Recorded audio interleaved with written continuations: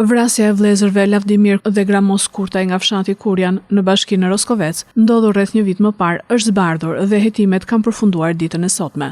Prokuroria e Fierit ka dorëzuar në gjykatë dosjen ndaj autorit Altin Kuka, si dhe 6 personave të tjerë si bashkëpunëtor që ndihmuan dhe fshehan krimin dhe armën e krimit.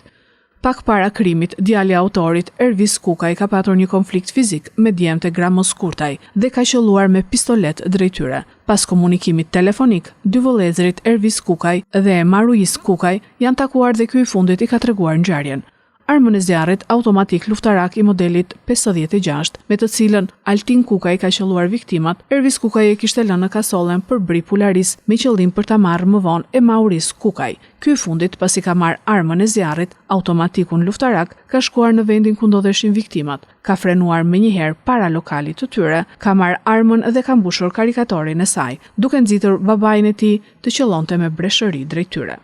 Sipas njoftimit të prokurorisë, pas përfundimit të hetimeve, janë dërguar në gjyq shtetasit AK, EK dhe EK për veprën penale vrasja në rrethana të tjera cilësuese, si dhe 4 persona të tjerë për përkraje të autorit të krimit e moskallëzim të krimit.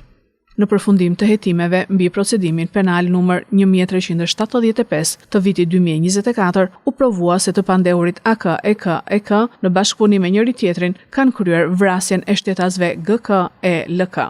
Gjithashtu, për të njëjtën ngjarje, prokuroria ka marrë të pandehur dhe ka kërkuar dërgimin e çështjes në gjyq të pandehurve, TZ, akuzuar për kryerjen e veprës penale për krahje e autorit të krimit, YK, akuzuar për kryerjen e veprave penale, mbajtja pa leje dhe prodhimi e armëve, armëve shpërthyese dhe i municionit, dhe prodhimi dhe mbajtja pa leje e armëve të gjuetisë dhe sportive. RH, akuzuar për kryerjen e veprës penale, moskallëzimi i krimit, dhe EH, akuzuar për kryerjen e veprës penale, moskallëzimi i krimit.